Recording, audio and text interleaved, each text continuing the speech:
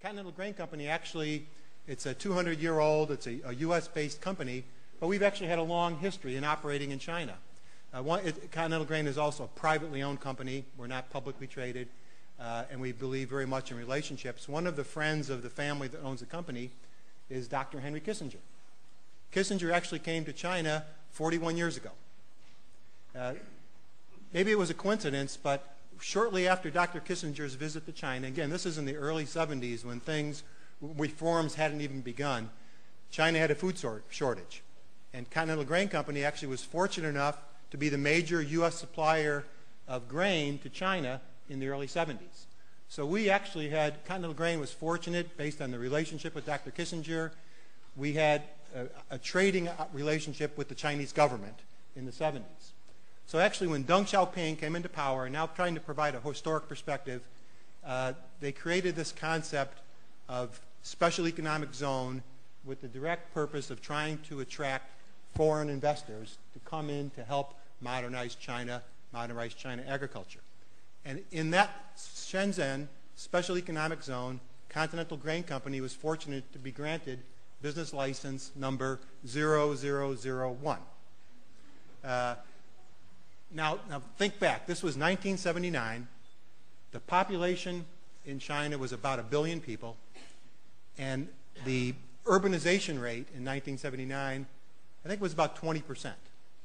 So that basically means 800 million peasants represented China agriculture. It was an agrarian society. And as we thought about what to do with this business license number 1, we looked at those peasant farmers, and we saw a few things. It seemed like most of those farmers had 1 or 2 pigs and a few chickens. And that was kind of, it actually made sense. When you thought about it, even though they would be producing fruits and vegetables and grains in their one mu or their plot of land, in a early stage developing country that didn't have infrastructure for transportation, let alone grain drying or storage or food processing, what do you do with the crops that after you harvest them that you can't eat? You feed them to pigs.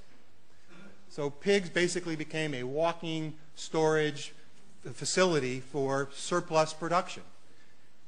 But then the other thing that was common at the time was chickens. There were chickens all running around, plucking on the feet. Actually, the chickens did a good job keeping the streets clean because they would pick and choose and eat everything. And what chickens produced were eggs. And back in those days, eggs actually were a barter. So if my pig would service your sow and get her pregnant, I'd pay you with an egg. So this was the state of China agriculture in 1979 when Conti and our partner CP or Zhenda started business license number 1. And that company was called Zhenda Conti, and it was basically the first foreign investment in China agriculture. And what we decided to do was sell pig feed and chicken feed. And that business actually for a foreign company was tremendously, tremendously successful because those farmers who would take them 2 years to grow a pig to maturity can now use a balanced feed. And that's all a feed company does. A feed company takes the ground corn, it takes the soybean meal, it adds calcium, phosphorus, vitamins, and minerals, and puts them in a bag to match the age of the phase of production of the particular livestock. And that was the business I started at Continental Grain in 1975, and that was our first investment in China. It was a great success because now instead of 2 years, they can raise a pig in 6 months. Instead of 6 months to raise a chicken, they can do it in 6 weeks. And our business was wonderful. Also, back in 1980, frankly, we needed to import. The quality vitamins were not being manufactured in China. Even the manufacturing, the grinding and the mixing and the pelleting equipment, we had to import. So we basically were a foreign direct company, partners with a Thai company. We imported vitamins, we imported equipment, and we served China markets and grew phenomenally. However, that was in the 80s. Then what I saw happening from looking at it from that side, in the 90s, everything changed. Of course, as the China economy was growing, it was developing a manufacturing base, and in addition to making iPods, they were also able to make vitamins and grinding equipment and all the things that we used. And so we basically saw our business, Zhenda Conti in Guangdong province, being taken over by local Chinese competitors. And it seemed as though, as a foreign company trying to compete with them, it seemed like they had advantages that we couldn't match. It seemed like they were maybe they had better relationships with the government because they were able to acquire assets or land use rights at a lower cost than us. They somehow were able to pay lower taxes, also not pay the same social, or were able to make social benefits that we couldn't match as efficiently. But it also goes beyond just those relationships. The quality of the China products at that time was not very good, to be honest.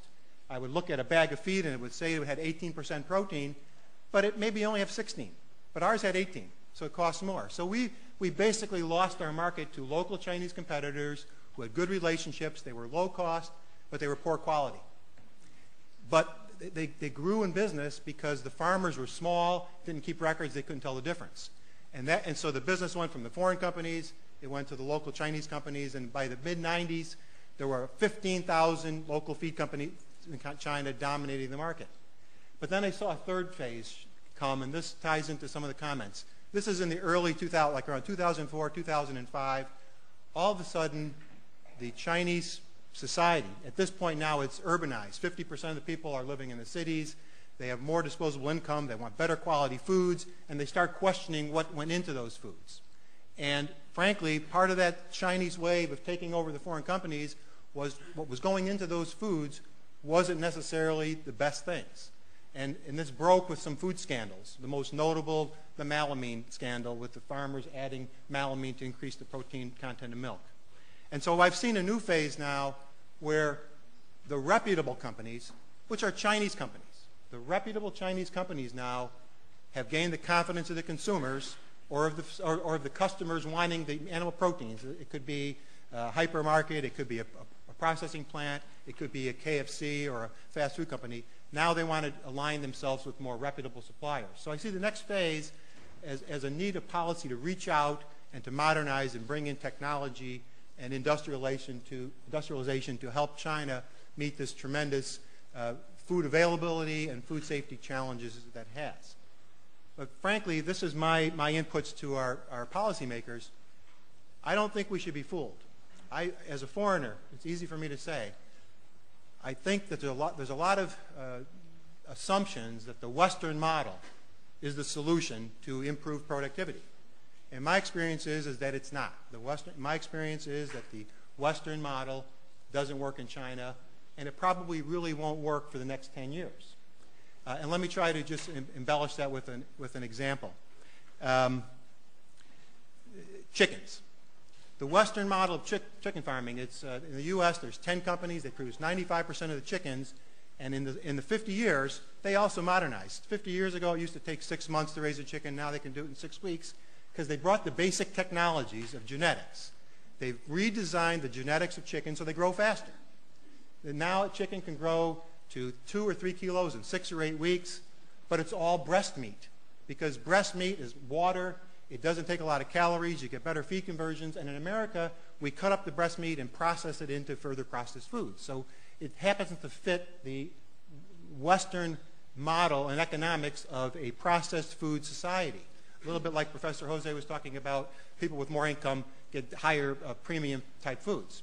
But in China, that model basically doesn't work.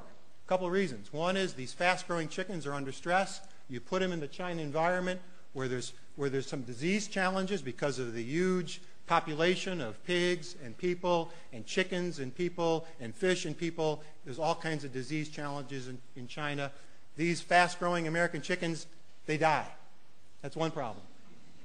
If you do keep them alive, the Chinese people don't like them. They say, this breast meat tastes like cardboard. And frankly, it does. Because to get them to grow so fast, we had to take the flavor out of the food. Fat or juices take more calories than water or meat. So our model has been economically tooled to meet the industrial world. And when you introduce it into China, not only do you have the disease problems, then in China you don't have the animal health infrastructure to have quality medicines to treat the diseases. You have a vast majority of the other growers out there that have no investment in fixed assets. So you're actually a high-cost producer producing a product that the consumer doesn't want. And so my advice to our policymakers is that I believe that there's a great opportunity for collaboration with multinational companies such as Continental Grain and all of our peers. But it has to be modernization. I believe there's a level of industrialization even at the peasant village farmer level with cooperatives and the type of things that my fellow panelists talked about. But we can't naively take the Western model and dictate it. What I believe the collaboration is we need the policymakers. We need the researchers. We need the local Chinese entrepreneurs who have savvy and are resourceful and have found the solutions to these problems. But as they've exploited the availability of the resources, the land and water, and even some of the commodity inputs, they need to start reaching outbound, and that's where both technology from foreign companies comes in, as well as trade. And